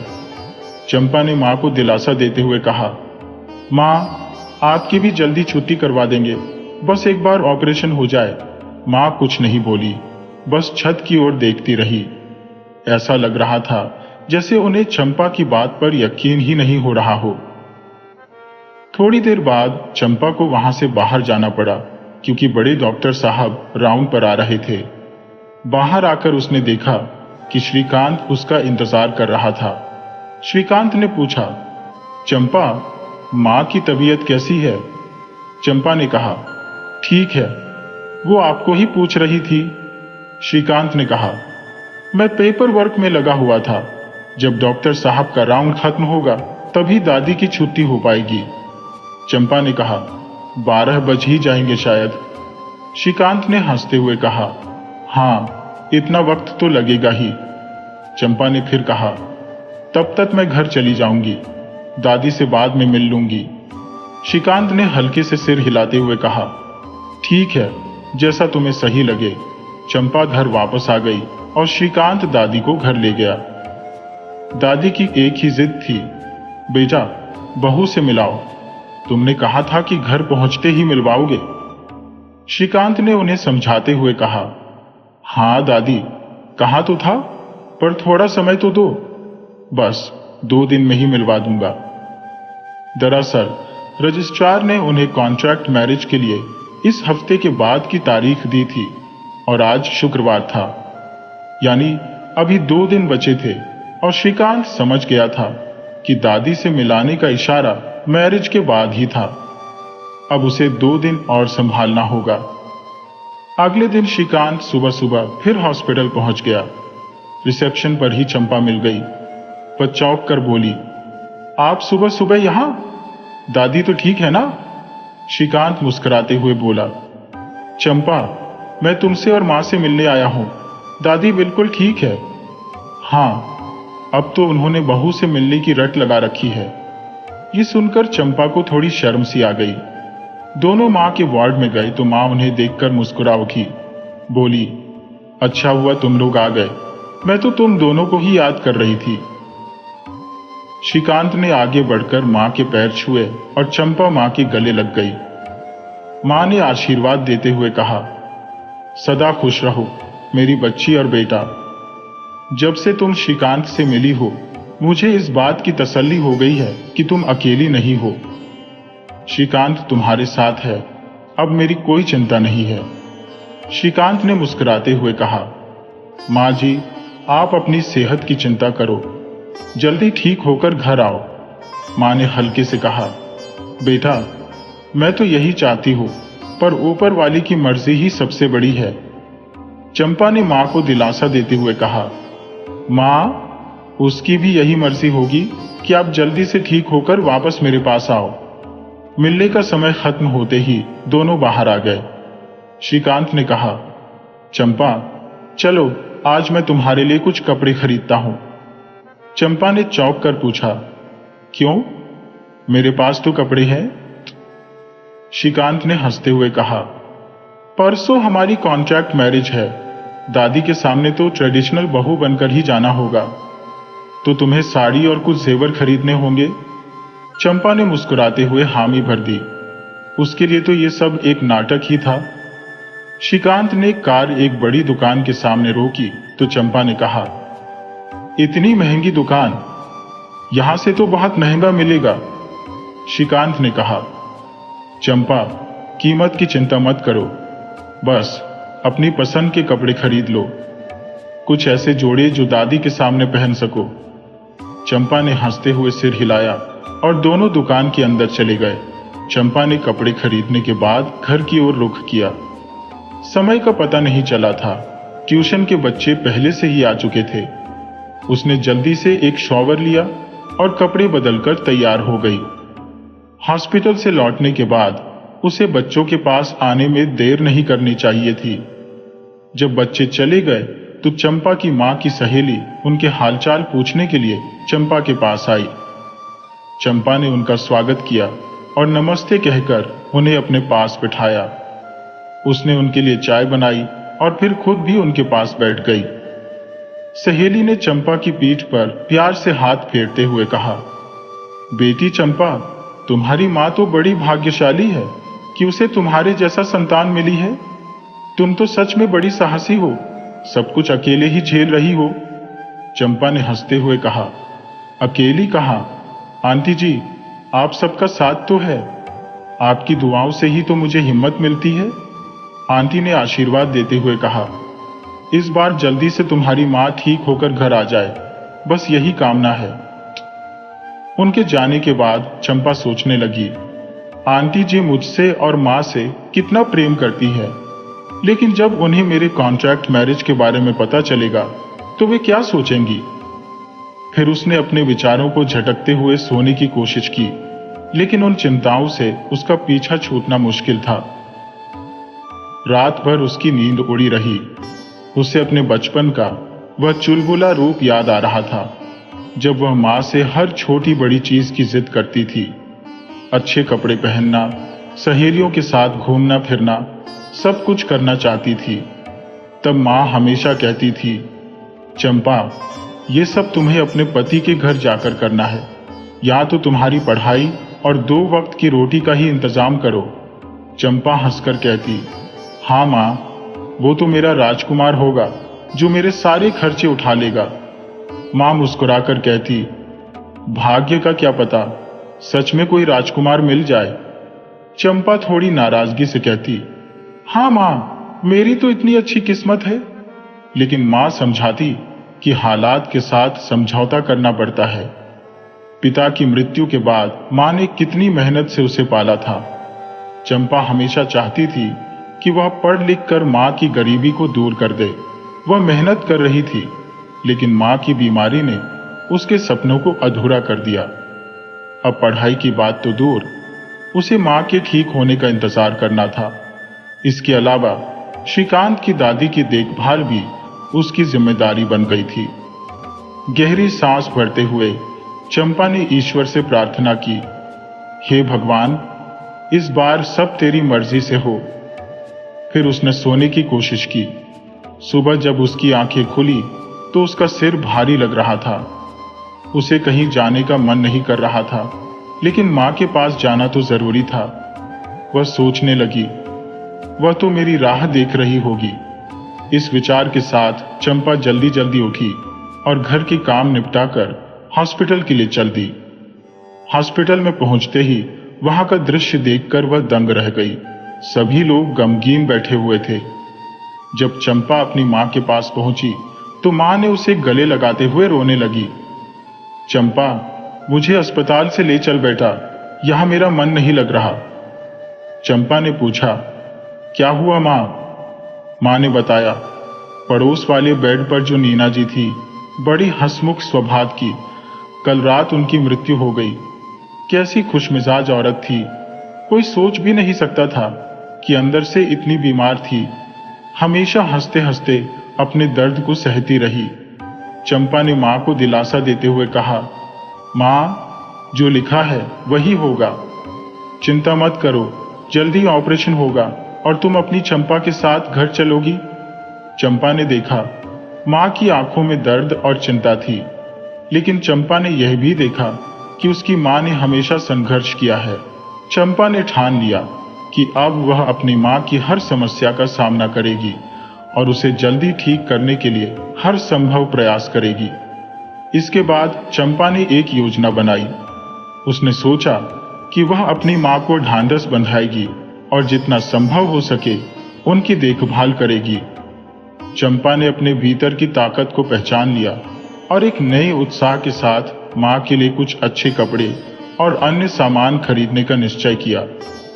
चंपा ने मन में सोचा, मैं अपनी माँ को खुश करने के लिए हर संभव प्रयास करूंगी। मेरे सपने अधूरे नहीं रहेंगे। मैं अपने और माँ के लिए एक नई शुरुआत करूंगी। और इस संकल्प के साथ चंपा ने अपने जीवन की नई यात्रा की ओर कदम बढ़ाने का फैसला किया। चंपा जब बाहर निकली तो उसकी आंखों से आंसुओं की धार फूट पड़ी। माँ का दुख सहन करना उसके लिए असहनीय था। उसने भगवान से भी शिकायत करते हुए कहा, हे ईश्वर, तुम इतने निर्दयी क्यों हो? तुम्हारे हाथों मेरी माँ को कभी खुशी नहीं मिली। हमेशा केवल कठिनाइयां ही उसके जीवन में आई है। मैंने अपने ज्ञान और मेहनत से माँ को खुश करने का संकल्प लिया था, लेकिन अब हमने उसे यह गंभीर बीमारी दे दी। अकेले बैठकर वह रोते रोते यही सोचती रही, तभी श्रीकांत वहां पहुंचा। उसने चंपा के मिजाज को भांपते हुए कहा, चंपा, चिंता मत करो। जिन चीजों पर तुम्हारा नियंत्रण नहीं है उनके बारे में सोचने से कोई लाभ नहीं होगा। तुम मां के लिए इतनी बड़ी बलिदान दे रही हो जो कि साधारण बात नहीं है। श्रीकांत ने चंपा को आश्वासन देते हुए कहा, चिंता मत करो, सब कुछ ठीक होगा। श्रीकांत की बातों से चंपा को थोड़ी तसल्ली मिली। उसने कहा, आज रविवार है, बच्चों की ट्यूशन की छुट्टी होगी। श्रीकांत ने सुझाया, चलो एक अच्छी फिल्म देखने चलते हैं, इससे तुम्हारा मूड भी ठीक हो जाएगा। चंपा ने सोचा, क्या मां के अस्पताल में होने के बावजूद मैं मूवी देखने जा सकती हूँ? श्रीकांत ने उत्तर दिया, कल तुम यही कहोगी कि मां के अस्पताल में खाना खाने में अच्छा लगेगा। चंपा, जिंदगी में सुख और दुख दोनों साथ चलते हैं, चलो इससे तुम्हारा मूड भी ठीक हो जाएगा। चंपा ने अंततः सहमति दे दी और श्रीकांत के साथ थिएटर की ओर बढ़ गई। लेकिन जाने से पहले उसने अपने चेहरे को चुनरी से ढक लिया ताकि मोहल्ले के लोग उसे पहचान न सके। उसे डर था कि किसी ने उसे देख लिया तो लोग बेवजह बातें बनाएंगे। चंपा जानती थी कि उनके मोहल्ले में सुख दुख में कोई साथ देने वाला नहीं है, लेकिन छीजाकशी करने वालों की कमी नहीं थी, इसलिए उसने अपनी पहचान छुपाने के लिए मुंह ढक लिया। वह सोचने लगी, कहावत भी है कि राड से तो आडवाणी। फिल्म देखने के बाद चंपा घर लौट आई और जल्दी सोने की कोशिश करने लगी। उसे सुबह कॉन्ट्रैक्ट मैरिज के लिए भी जाना था। चंपा ने खुद को रिलैक्स महसूस किया और जल्दी ही सो गई। सुबह उसकी नींद भारी सिर के साथ खुली, लेकिन उसे अपनी मां के पास जाना था। वह सोचने लगी, मां तो मेरी राह देख रही होगी। जल्दी से नहा धोकर चंपा ने तैयार हो गई। हॉस्पिटल पहुंचने पर देखा कि श्रीकांत भी वहां था। उसने कहा, मैं चाहता हूं कि मां का आशीर्वाद हमें मिले। चंपा और श्रीकांत दोनों मां के पास पहुंचे। मां ने उन्हें देखकर मुस्कुराते हुए कहा, तुम दोनों आ गए, खुश रहो बेटा, तुम्हारी तरक्की और सफलता के लिए दुआ करती हूं। मां का चेहरा आज बहुत खिलखिलाता हुआ था। बातचीत करते करते समय समाप्त हुआ। इसके बाद चंपा और श्रीकांत एक ब्यूटी पार्लर पहुंचे। शादी के लिए जोड़ा और कुछ फूल मालाएं लेकर उन्होंने पार्लर की महिला को समझा दिया कि हल्का मेकअप करना है क्योंकि कोर्ट में शादी थी।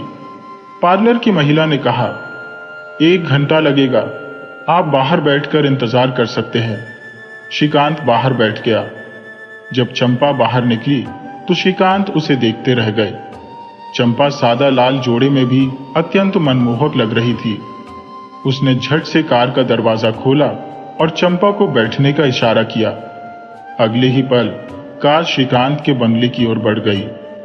घर पहुंचने पर घर की नौकरानी बेला आरती का थाल सजाए खड़ी थी।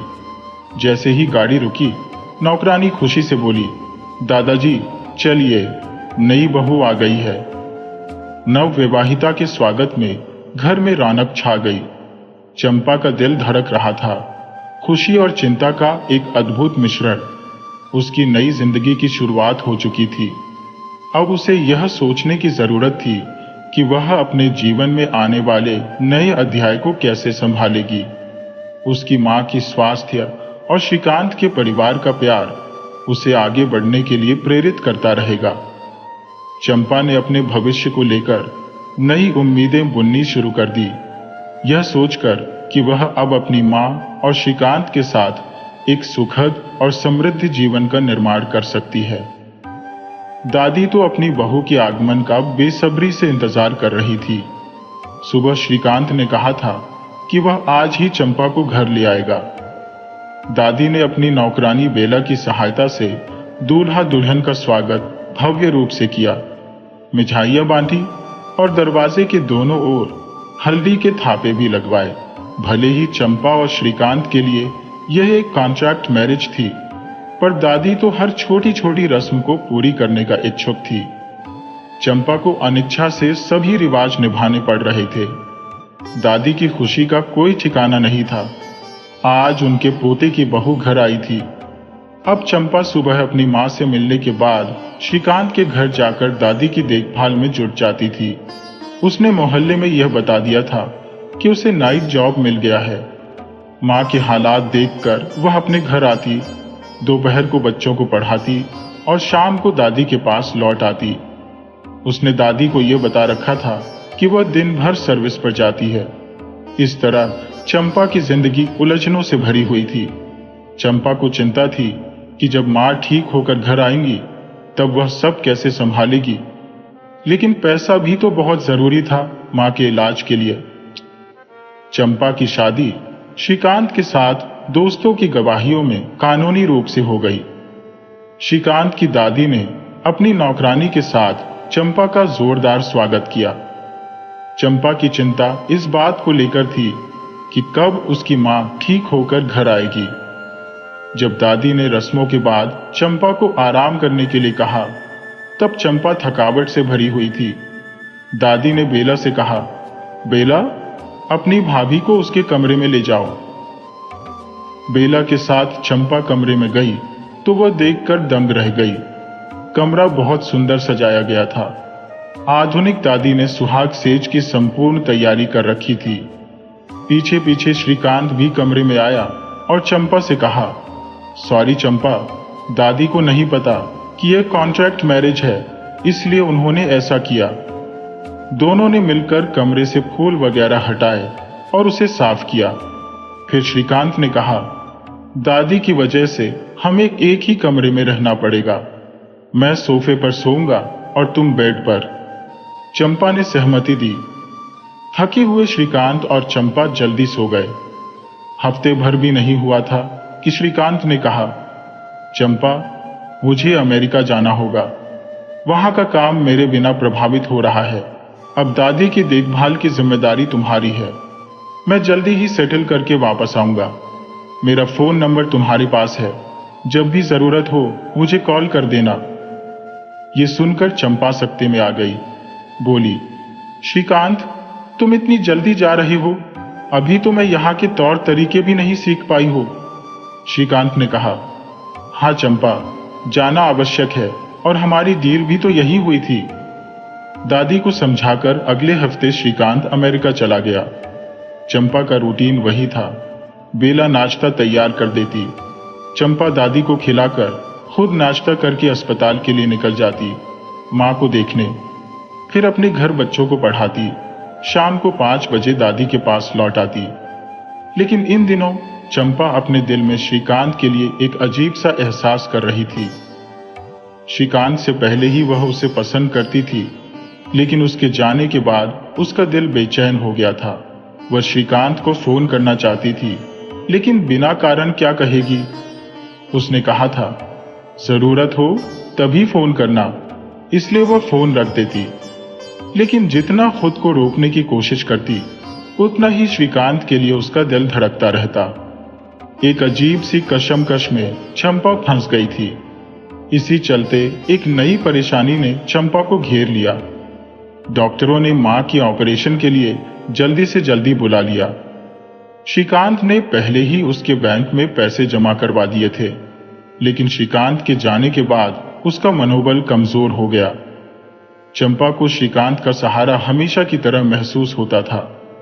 मां के ऑपरेशन वाले दिन श्रीकांत का फोन आया। उसने कहा, चंपा, तुम एक हिम्मत वाली लड़की हो, हिम्मत से काम लो, सब ठीक हो जाएगा। श्रीकांत के 2 शब्दों ने चंपा को हिम्मत दी और मां का ऑपरेशन हुआ। जबकि चंपा बेचैन घूमती रही। ऑपरेशन सफल हुआ, लेकिन डॉक्टर खुश नहीं थे। जब चंपा ने डॉक्टर से पूछा तो उन्होंने बताया कि ट्यूमर तो निकाल दिया है, लेकिन खतरा अभी टला नहीं है। ट्यूमर की जड़ें पेट में फैल गई है और वह जल्दी फिर से सक्रिय हो सकती है। और ऐसा ही हुआ।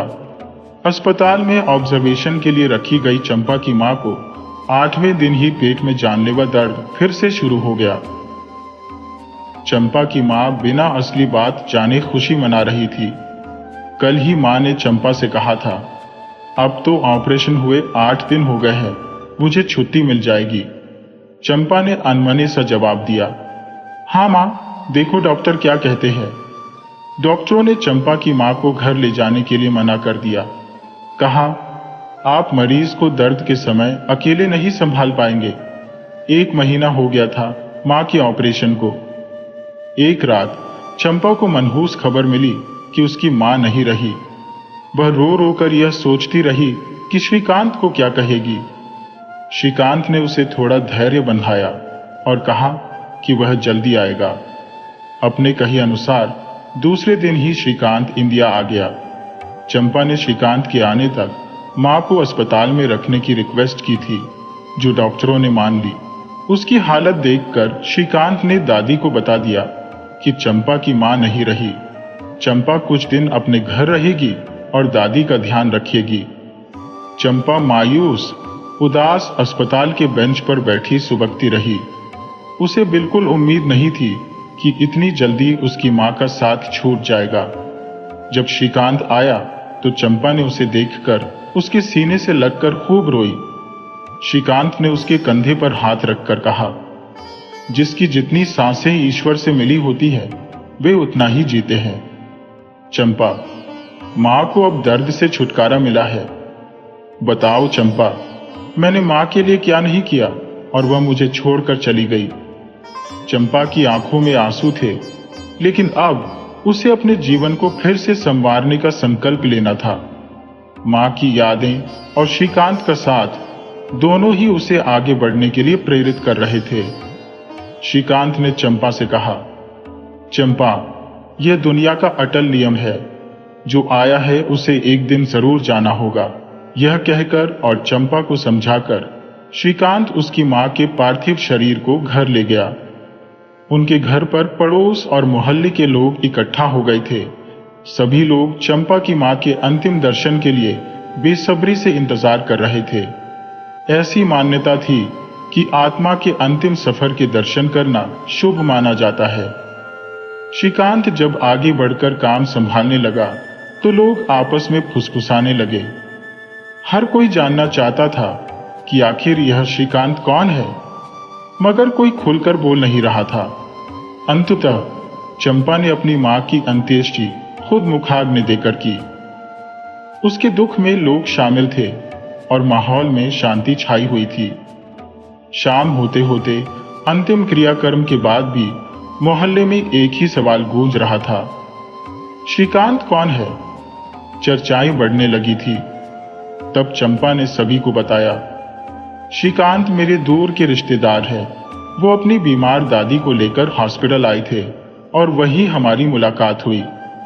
मां को भी देखने के लिए वो कई बार हॉस्पिटल आए थे।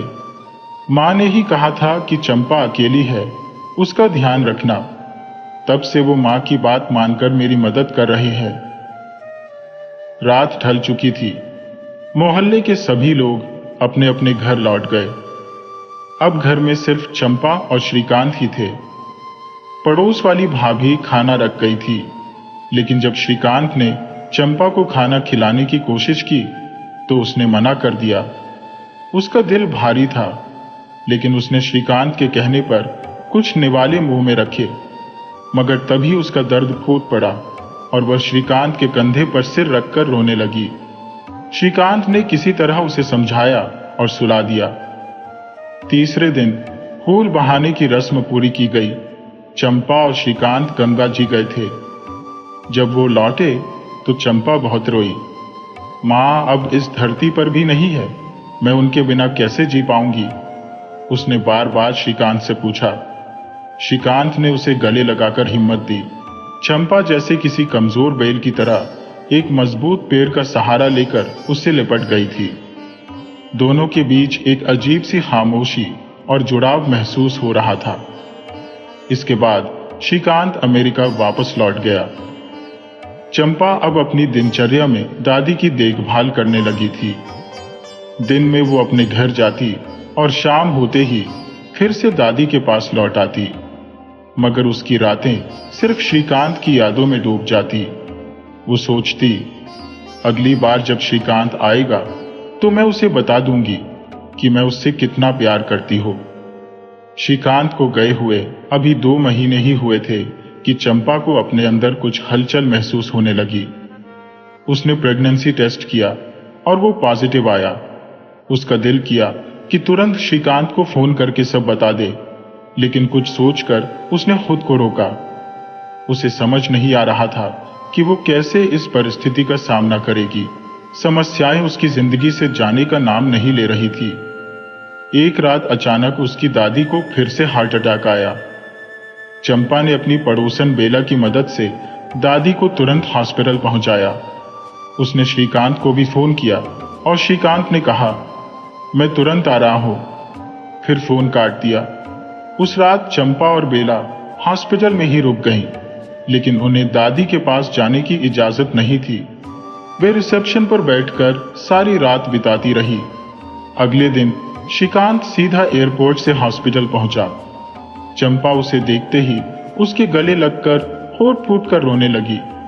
श्रीकांत ने उसे दिलासा देते हुए कहा, चिंता मत करो चंपा, अब मैं आ गया हूं, सब कुछ ठीक हो जाएगा। फिर उसने पूछा, ये सब कब और कैसे हुआ? चंपा ने बताया, रात के 10 बजे तक मैं दादी के पास बैठी थी, वो बिल्कुल ठीक थी। मैंने खुद उन्हें सुलाया था और फिर बेला रात में उनके पास सोने गई थी। लेकिन रात में दादी ने बेला को जगाया और कहा कि उन्हें बहुत घबराहट हो रही है। बेला ने मुझे बुलाया और जब मैं देखने गई तो महसूस हुआ कि हमें तुरंत दादी को हॉस्पिटल ले जाना चाहिए। श्रीकांत ने गहरी सांस ली और फिर से चंपा को ढांढस बंधाया। लेकिन अब चंपा के सामने एक और चुनौती थी, उसकी प्रेगनेंसी और श्रीकांत के साथ उसके अनकहे जज्बात। श्रीकांत ने चंपा से गंभीर स्वर में कहा, तुमने बहुत साहस दिखाया चंपा, अच्छा हुआ जो समय रहते दादी को हॉस्पिटल पहुंचा दिया। इसके बाद श्रीकांत इमरजेंसी वार्ड में गया, जहां दादी को वेंटिलेटर पर रखा गया था। दादी की हालत बहुत नाजुक थी। श्रीकांत ने उनके ठंडे होते हाथ को थामकर पुकारा, दादी मैं आ गया हूं। उसकी आवाज सुनकर दादी ने धीरे से अपनी आंखें खोली, मगर फिर वे बंद हो गईं। एक पल में जैसे उनका हाथ श्रीकांत की पकड़ से छूट गया। श्रीकांत ने तुरंत डॉक्टर को बुलाया, जिसने दादी की जांच करने के बाद कहा, अब वे नहीं रही। दादी का पार्थिव शरीर घर ले जाया गया और चंपा पर जैसे दुखों का पहाड़ टूट पड़ा। पहले मां का जाना और अब दादी की विदाई, उसका मन तो जैसे टूट ही गया। रोते रोते उसकी रात बीत गई और घर में मातम का माहौल छा गया था। हिंदू धर्म के कुछ रीति रिवाजों के अनुसार सूर्यास्त के बाद अंत्येष्टि नहीं की जाती, इसलिए दादी का शरीर कोल्ड स्टोरेज में रखा गया।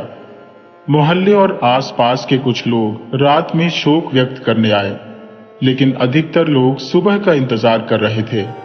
चंपा और उसकी पड़ोसी बेला रात भर जागती रही, पर चंपा के मन में एक सवाल गूंज रहा था, आखिर इतनी देरी क्यों हो रही है?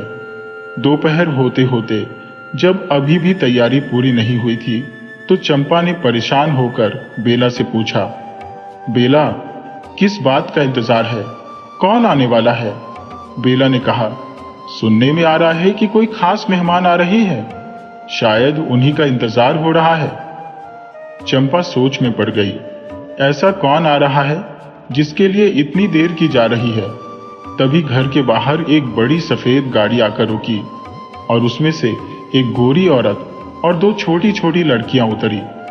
लड़कियां दौड़कर दादी के शरीर से लिपट गईं, देर देर चिल्लाते हुए। यह सब देखकर चंपा हैरान रह गई, क्योंकि ये लड़कियां श्रीकांत की बेटियां थीं। सच तो यह था कि श्रीकांत पहले से शादीशुदा था और वह गोरी औरत उसकी पत्नी थी। यह देख चंपा के दिल में चुपचाप पल रही भावनाओं का सैलाब उमड़ पड़ा, मगर उसने कभी श्रीकांत से इस बारे में कोई बात नहीं की थी। वो गोरी औरत, जो शायद श्रीकांत की पत्नी थी, उसके पास आकर बोली, हाँ हनी, सब ठीक हो जाएगा। यह दृश्य चंपा से और देखा नहीं गया।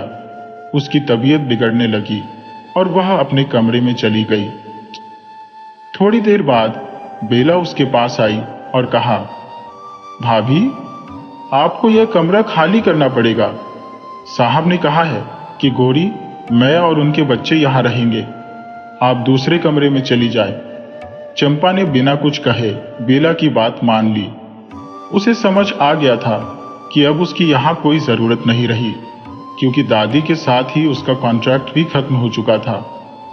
चुपचाप वह दूसरे कमरे में चली गई और श्रीकांत को कुछ भी बताना अब उसे बेमानी लग रहा था। अंत्येष्टि के बाद चंपा ने श्रीकांत से घर जाने की इजाजत मांगी। श्रीकांत ने अपनी पत्नी से चंपा का परिचय एक दोस्त के रूप में कराया और कहा, ठीक है, मैं घर आकर तुमसे मिलूंगा। ऐसा लगा कि श्रीकांत अब नहीं चाहता कि उसकी पत्नी और चंपा एक ही छत के नीचे रहे। चंपा अपने घर चली गई, मगर उसके दिल में कई सवाल थे। बेला को भी चंपा का इस तरह अचानक चले जाना ठीक नहीं लग रहा था। वह चाहती थी कि गौरी मैम को सारा सच बता दे, पर वह अंग्रेजी नहीं जानती थी और गौरी मैम हिंदी नहीं समझती थी। अपने घर पहुंचते ही चंपा अपने बिस्तर पर फूट फूट कर रोने लगी। कोई भी नहीं था उसकी आंसू पोंछने वाला। जब वह पूरी तरह थक गई तो खुद ही चुप हो गई। उसे श्रीकांत से ऐसी बेरुखी की उम्मीद नहीं थी। उसका दिल बुरी तरह टूट चुका था। वह सोच रही थी, अगर कोई जानवर भी पालता है तो उससे भी लगाव हो जाता है। फिर यह तो इंसानी रिश्ता था। माना कि हमारा रिश्ता सिर्फ एक कॉन्ट्रैक्ट पर आधारित था, पर इतनी बेरहमी तो किसी से भी नहीं होनी चाहिए। श्रीकांत ने मुझे एक बार भी रोकने की कोशिश नहीं की। उसने तो मुझे अपनी पत्नी से ऐसे मिलवाया जैसे मैं कोई अजनबी हूं। चंपा के दिमाग में सारी बातें एक के बाद एक घूमने लगी। उसने सोचा, अब श्रीकांत को मेरी प्रेगनेंसी के बारे में बताने का कोई फायदा नहीं है। वह कॉन्ट्रैक्ट पेपर दिखाकर कहेगा कि जो भी हुआ वह हमारी मर्जी से था। अगर मैं कोर्ट में जाऊंगी तो शायद वह बच्चे का खर्चा देने को तैयार हो जाएगा, मगर मैं उससे प्यार करने लगी हूं। मैं यह सब सहन कर लूंगी। अब सब खत्म हो गया है। अगली सुबह जब चंपा उठी, उसकी आंखें सूजी हुई थी। उसने सोचा, शायद श्रीकांत का फोन आएगा, मगर दिन के 3 बज चुके थे और कोई कॉल नहीं आया। उसका दिल बेचैन हो रहा था, जैसे उसने खुद को कभी इतना कमजोर महसूस नहीं किया था। उसकी मां की मौत से भी वह इतनी नहीं टूटी थी, क्योंकि तब श्रीकांत उसका सहारा था। अब वह एक अंधेरी राह पर अकेली खड़ी थी। अब चंपा के लिए यह दुनिया और भी अकेली हो गई थी। दादी की मौत के बाद जैसे श्रीकांत ने उसे दूध में से मक्खी की तरह निकालकर फेंक दिया था। उसकी आंखों से आंसू थे कि थमने का नाम ही नहीं ले रहे थे। मन में सिर्फ एक ही सवाल घूम रहा था, अब आगे क्या? पैसों की तंगी से पहले ही वो जूझ रही थी, अब और भी मुश्किलें सामने खड़ी थी। मोहल्ले वालों को क्या जवाब देगी? जल्द ही सबको पता चल जाएगा कि चंपा मां बनने वाली है। वो खुद को कोस रही थी। उसकी अपनी गलतियों का बोझ दिल पर भारी हो रहा था। एक पुरानी कहावत उसके कानों में गूंज रही थी, जब चिड़िया खेत चुग गई तो पछताने से क्या। अब तो यही समाज उसकी जिंदगी को और कठिन बना देगा। जितना सोचती उतनी ही उलझनों में घिरती चली जाती। सुबह से कुछ भी खाया पिया नहीं था। तभी दरवाजे पर दस्तक हुई। पड़ोस की भाभी आई और दरवाजा खोलते ही बोली, अरे चंपा, क्या हाल बना रखा है तुमने? क्या हो गया है तुम्हें? चंपा ने कोशिश की मुस्कुराने की, पर नाकाम रही। फिर भाभी के गले लगकर फूट फूट कर रोने लगी। भाभी ने उसे दिलासा दिया, मां की याद आ रही है ना? मां का नाम सुनते ही चंपा का दुख और भी गहरा हो गया। भाभी ने उसे चुप कराते हुए कहा, पगली, एक ना एक दिन तो सबको जाना ही होता है। हम है ना तेरे साथ। चल मुंह धो ले, मैं तेरे लिए खाना लाई हूं। अब मना मत करना। भाभी ने उसे खाना खिलाया, फिर धीरे से कहा, मैं अब चलती हूं, शाम को फिर आऊंगी। वो चली गई और चंपा वापस अपने बिस्तर पर लेट गई। 2-3 रातों से सोई नहीं थी और अब इतनी थकी थी कि तुरंत गहरी नींद में डूब गई। कुछ घंटों बाद फोन की लगातार बजने वाली घंटी से उसकी नींद टूटी। स्क्रीन पर श्रीकांत का नाम चमक रहा था। चंपा का मन तो किया कि फोन काट दे, मगर फिर उसने फोन उठा लिया। हेलो, उसने ठंडे स्वर में कहा। श्रीकांत की आवाज आई। चंपा, घर आओ, मुझे कुछ जरूरी बात करनी है। चंपा ने तल्खी से जवाब दिया। हमारी डील तो दादी की मौत के साथ ही खत्म हो गई थी। अब क्या बात करनी है? श्रीकांत की आवाज में गंभीरता थी। हाँ, डील खत्म हो गई, लेकिन कुछ बातें अभी भी बाकी है। चंपा ने फोन रख दिया और सोच में पड़ गई। दिल कह रहा था कि अब वहां जाने का कोई मतलब नहीं, सब तो खत्म हो चुका है। लेकिन कहीं ना कहीं उसका दिल अभी भी श्रीकांत की ओर खींच रहा था। आखिरकार उसने दिल की सुनी और श्रीकांत के घर चली गई। दरवाजे पर बैल बजाई तो बेला ने दरवाजा खोला। उसे देखकर बेला खुश होकर बोली, भाभी आप? वो गोरी मैम तो